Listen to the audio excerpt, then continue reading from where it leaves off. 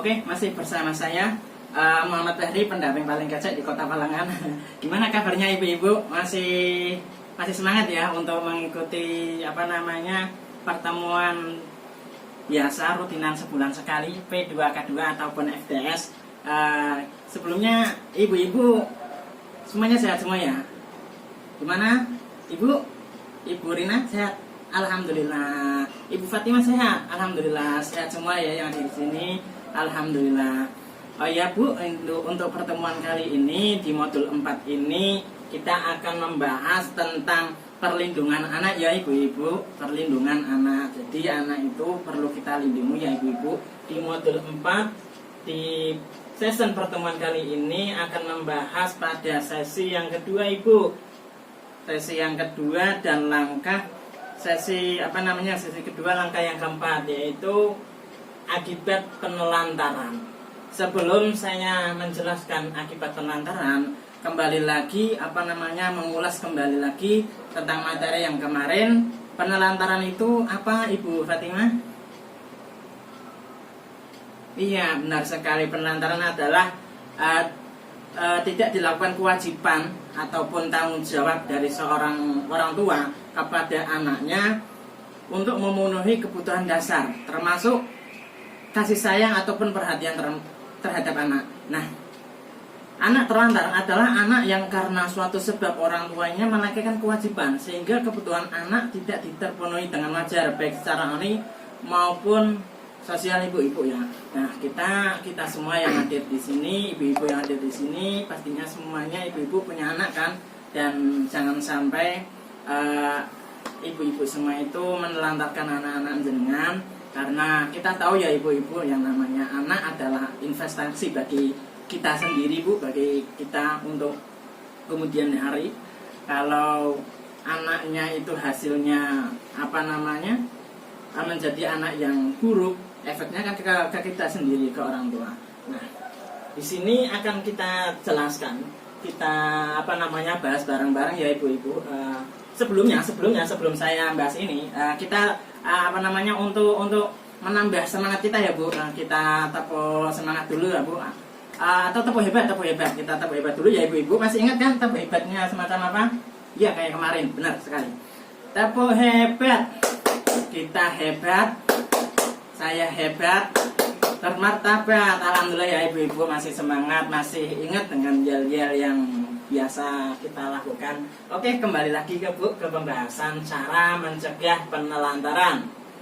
Yang pertama ibu-ibu ya, yang pertama yaitu memenuhi kebutuhan dasar anak, entah itu kasih sayang, sandang, pangan ataupun papan ya ibu-ibu.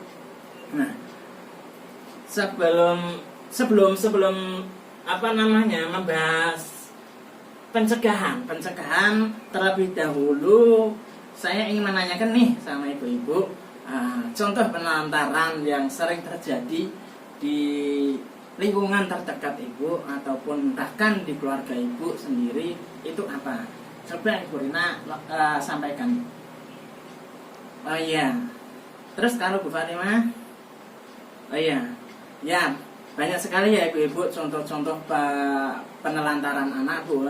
Ada contoh tidak memberikan makanan yang sehat, tidak memberikan makanan yang aman ataupun bergizi, yang mana hal itu akan menjadikan dampak bagi anak kita dalam pertumbuhannya, entah itu dalam kesehatannya, entah itu dalam segi pertumbuhan fisiknya ibu.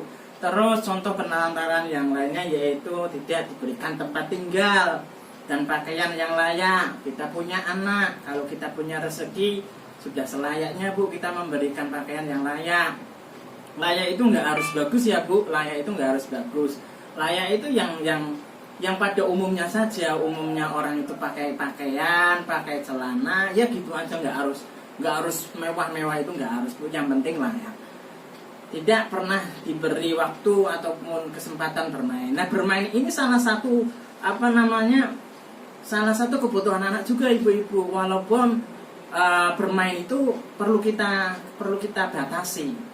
Artinya boleh anak kita itu bermain karena itu bagian dari pelajaran juga. Anak kan bisa belajar dari bermain Bu.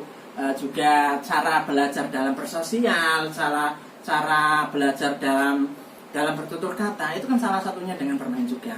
Akan tetapi bermain itu tidak harus bermain itu harus kita batasi. Tidak, artinya semuanya itu harus ada takarannya sendiri-sendiri Bu ya. Kalau kebanyakan yang nggak baik, terlalu sedikit yang nggak baik. Artinya ketika kita mempunyai anak, melarang bahkan menghukumi anak kita jangan sampai bermain, itu malah termasuk dalam kategori contoh-contoh penelantaran Bu. Karena bermain itu adalah salah satu kebutuhan anak. Maka dari itu ya kadangkala kita berikanlah waktu ataupun berikanlah kesempatan kepada anak untuk bermain-main dengan teman-temannya, untuk menambah teman, untuk bersosial kepada lingkungan yang ada Bu. Jadi itu ya Bu. Terus contoh lain dari penelantaran, tidak diizinkan sekolah dan lain sebagainya. Nah itu cukup ya Bu, itu contoh-contoh penelantaran. Kalau disebutkan contoh-contoh penelantaran anak itu sangat banyak sekali ya Bu. Terus bagaimana sih cara mencegahnya? Yaitu yang pertama tadi memenuhi kebutuhan dasar anak Bu, entah kasih sayang, sandang, pangan, dan papan. Terus meluangkan waktu untuk bersama dengan anak. Nah ini dengan kita meluangkan waktu bersama anak, ini salah satu bagian dari kita melantarkan anak. Karena ketika kita membiarkan anak itu terlalu lama tidak bersama kita tidak memberikan waktu yang cukup untuk anak, ini kan termasuk kategori pelantaran. Maka dari itu luangkanlah waktu bersama dengan anak. Terus berbagi tugas dalam mengasuh anak. Terus di sini juga ada mendidik anak tentang apa yang boleh dan tidak boleh dilakukan. Jadi memberikan arahan, memberikan pengarahan ya. Ini yang boleh, ini yang tidak, ini yang boleh karena ini yang tidak boleh karena ini. Memperhatikan pergaulan anak. Ya Bu, walaupun bermain itu ada kebutuhan, akan tetapi pergaulan itu perlu kita kita pantau. Dengan kita memperhatikan perkembangan anak, memperhatikan perkembangan anak, maka perkembangan anak itu kita bisa awasi. Anak kita itu termasuk perkembangannya normal ataupun abnormal. Jadi gitu ya Bu Ibu. Terus yang selanjutnya yaitu cara mencegah penelantaran, yaitu menitipkan anak keluarga ataupun kerabat yang sudah dipercaya pada saat orang tua tidak berada di rumah. Jadi gini Bu, setiap orang pasti punya kesibukan masing-masing Bu. Apalagi ketika suami dan istrinya ini adalah orang-orang yang berkarir. Keduanya, orang tuanya ini termasuk orang-orang berkarir. Maka bingung ini, anak ini mau ditinggal atau gimana? Nah ini kalau anak kita ditinggal sedangkan orang tuanya itu semuanya keluar, nah ini termasuk bagian dari pelantaran ibu-ibu. Jangan semacam itu. Kalau bisa gimana? Yaitu dengan menitipkan anak keluarga kerabat yang dapat dipercaya. Andai kata jenengan kok gadah keluarga, entah rumahnya dekat nih tetangga atau tetangga kita itu keluarga kita juga, titipkan aja daripada anak kita sendirian. Kalau ada apa-apa kan kita nggak tahu Bu, nggak ada yang mengawasi intinya kan begitu. Nah, terus mengonsultasikan masalah keluarga dengan aparat setempat atau penyedia layanan ya Bu, misalnya guru ngaji, bidan dan sebagainya. Bawa anak ke tempat kerja jika ada fasilitas yang aman. Nah kalau tadi yang jika yang terjadi adalah suami dan istrinya adalah orang-orang yang berkarir, entah karirnya apa, artinya mereka bukan orang-orang yang mempunyai waktu banyak, artinya mereka orang-orang yang sibuk.